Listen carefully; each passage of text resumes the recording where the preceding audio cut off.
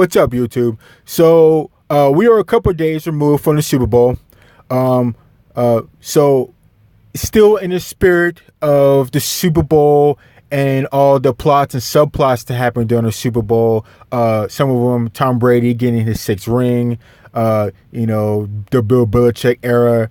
The MVP, which was Julian Edelman. He had 10 receptions for 141 yards. The defensive sides of the ball for the Rams and the Patriots. Just a bunch of different things that were going on and are still going on. Everybody's talking about. But one of the major subplots that I keep hearing is that Julian Edelman, a lot of people are talking about now he's a Hall of Famer or should be in the Hall of Fame because of his activities during the Super Bowl. So as you know, I just said he was a Super Bowl MVP. He had 10 catches for 141 yards. He absolutely had his way with the Rams. He did whenever he wanted to go out there and get a catch. He did it like it was nothing. Like it was nothing. And the funny thing is, the Los Angeles Rams had 2 weeks to dig up schemes and packages and whatever they can do to try and stop Edelman, and they couldn't do it. So with that said, let's hear what Chris Carter and Nick have to say about Julian Edelman possibly being a Hall of Famer. Gronk and Brady, you add up their ages, it's 236. They are old veterans. It's over 100 that all is, combined. It's a lot. See, how impressive was Edelman last night? He was very impressive. But if you look at New England and what they do, that position has always brought out the best in all the players. If you go back all 6 of their Super Bowls, you calculate who's going to be in the slot, who's going to be in that position, that being a running back, that being a tight end, sometime Gronk or others. That is the position in that offense. Every offense has certain spots that are highlighted.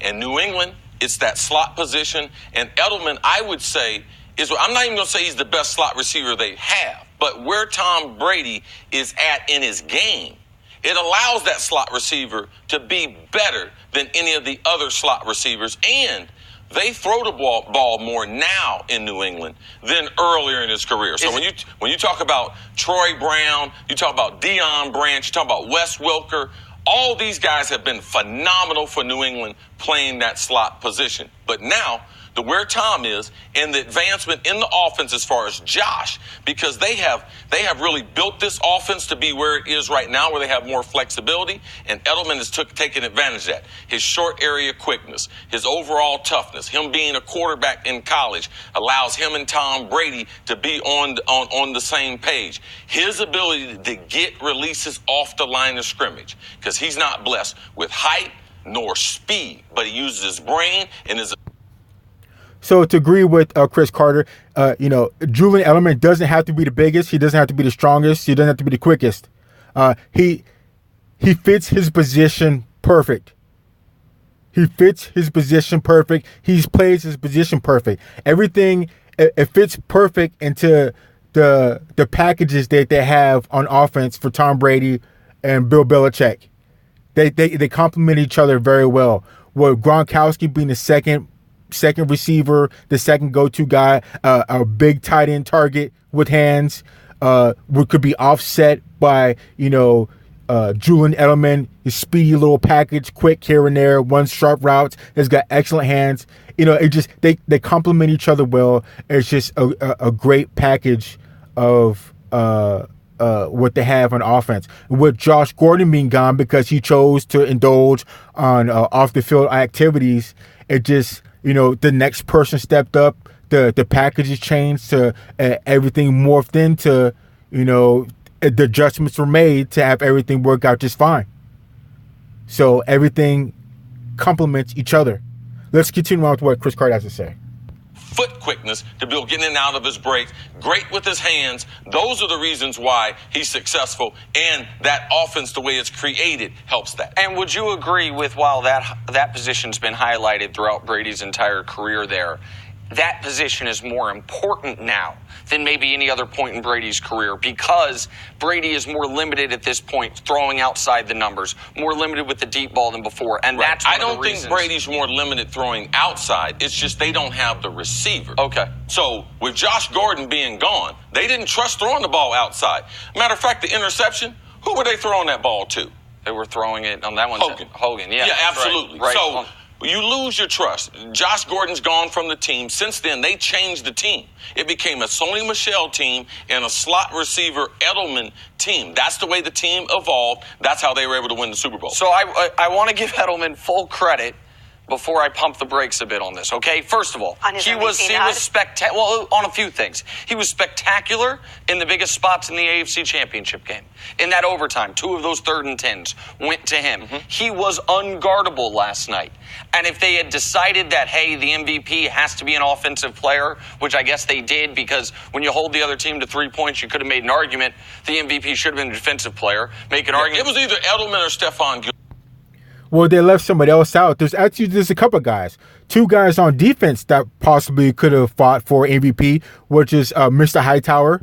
He got 2 major sacks in the game, and it was a terror up front that just completely, was dominated the line of scrimmage before he got hurt. And also a huge play by Jason McCowney. Jason McCowney had a huge play. I do believe Goff was doing a deep bomb to Cooks. And Jason McCowney came up from out of nowhere. I mean, the man, like I said before in other videos, he had to run across state to get over, to catch up to Cooks, to knock that ball down. That would have been a sure touchdown. That would have changed the whole outcome of the game. I mean, if Cooks would have caught that ball, we could have been talking about probably Cooks as being MVP, because Cooks did have a good game. I think he had 6 receptions for about 121 yards. So had the Rams won the game, he probably would have been game MVP, if not maybe Goff or a couple other things. But, Cooks had a good game. But back to what I was talking about, a defense MVP could have been possibly, Jason McCowney for that huge pass breakup that he had. But let's continue on with what Nick has to say. Yes, I thought Gilmore had he forced a fumble that could have flipped the game and just bounced out of bounds. Yep. He obviously had the interception that did not end the game, but it ended the Rams' best scoring chance. But because they have so much confidence in him, that's how you develop that game plan. Yep. Because, I believe in Stephon Gilmore. He's going to negate Cooks. So I'm able to double Woods. They ain't got no tight end. They ain't got another back. So what it allows everyone, it allows the defensive line to play with confidence. It allows the linebackers to play with confidence because of that one guy. So I thought Gilmore was spectacular, but of the offensive players, you couldn't give it to Brady. No. Sony Michel had maybe a small case for it. Edelman made the most sense, and he made play after play. So I'll give him credit. And I'm not even going to hold against him that in baseball, he wouldn't have been eligible to play in the postseason because he was suspended. He missed last year with an injury. He was suspended for PEDs to start this season. And so to touch on what Mr. Nick is saying about Julian Edelman, sure, he was suspended beginning of this year, because he was taking performance-enhancing drugs. But with that said, he was punished. He was caught cheating. He was punished. He served his time. So how much longer are we going to keep punishing the man when he's already served his time? Well, if anything, it makes it even worse for him. It makes a better argument for him because he was caught cheating. He served his time. He was punished. So even though he was punished, everybody's still going to be looking at him and scrutinizing anything and everything he does. Oh, he made this amount of catches in the game. What was he, on steroids? Oh, he was able to run this amount of yards, break this amount of tackles. Oh, is he using steroids? Is he somehow cheating?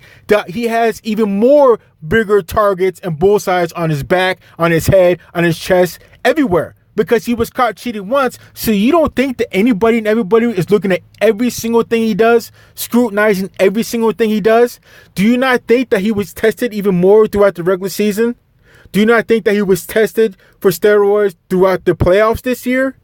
Do you not think he was randomly tested probably just before the Super Bowl to make sure that he's not cheating again?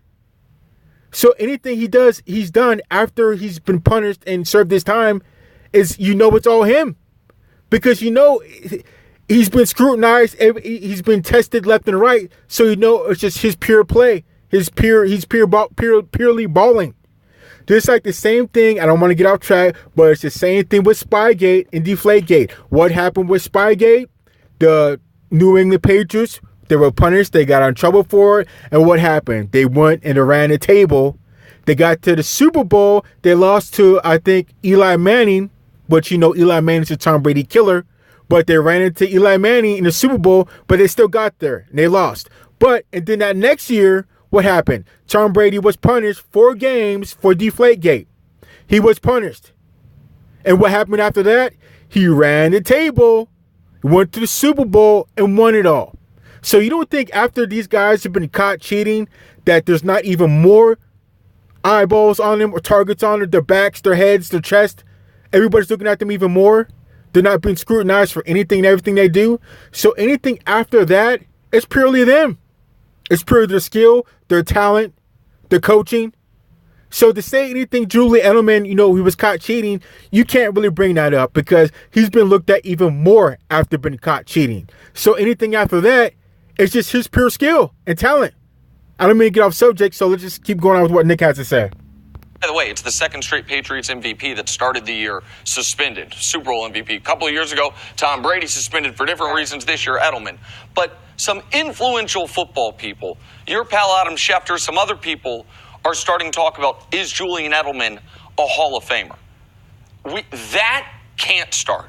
I just mentioned Isaac Bruce got 15,000 yards and is waiting and waiting. Right. I don't mean to cut off Nick, but here are some other names that are waiting and not in the Hall of Fame that we can make a great case that are better than Julian Edelman. Like you said, Isaac Bruce, there's Hines Ward, there's Torrey Holt, and there's Chad Johnson, just to name a few. And I do believe they are all eligible for the Hall of Fame. So let's keep going to what Nick has to say. You retired with, I know it's not about you, but I'm gonna bring it up. No, it's definitely not about me. But you retired with 130 touchdowns. You waited. We've got receivers that wait. Julian Edelman has made the most of his career, and he is a big game player.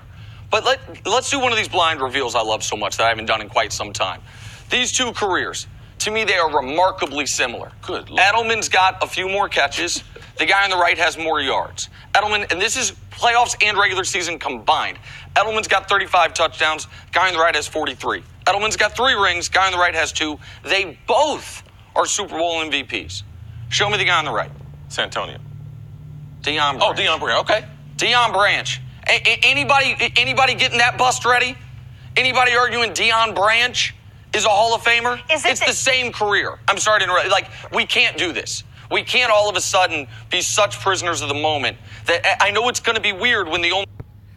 And I think I agree with Mr. Wright again. I think we are being a prisoner of the moment because, Edelman just got the Super Bowl MVP, the 10 yards for 141, the 10 receptions for 141 yards, big game. He's a Super Bowl MVP. But let's not get past the fact that during the regular season, Mr. Edelman had 74 receptions. That's 27th among current NFL wide receivers for the last year. And he had 850 receiving yards during last year. That's 28th among wide receivers last year. So he's not even top 25 in each department in receptions and in reception yards for last year's wide receivers. He's 27th and 28th in those. So he's not even top 25. But when he gets to the Super Bowl and the playoffs, he goes crazy. So I don't know, is it better for you to just start going crazy during the playoffs or and be able to go to the Hall of Fame, or should it be your whole body of work? Or should it be, does it matter if you're just a regular season baller, but you don't make it to the playoffs? Because it could be said that where was he when the rest of the team was working hard to get to the playoffs, to get to the Super Bowl, and then all of a sudden he comes out of nowhere and just turns it on? I think for me to be a Hall of Famer, it has to be your whole body of work. You have to put in work from the game one, where it doesn't mean anything, and you might not be contenders, to the very last game, to the Super Bowl. You can't just pop up out of nowhere when it's all fun, when you're in the Super Bowl, and it's the glitz and glamour and glory of the Super Bowl, and decide to turn it on. You have to be there from the very beginning, because there are some Hall of Famers that never made it to the Super Bowl. There's some Hall of Famers that never got to play in the Super Bowl or won a Super Bowl.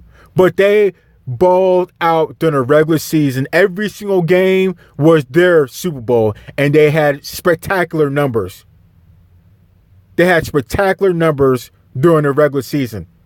So it just seems like it's kind of not fair. It's like, well, where were you during the regular season? You don't just turn it on during the Super Bowl, during the playoffs. But let's hear what Nick has to say. The offensive player to be with Brady for a long time to make the Hall of Fame is Gronk.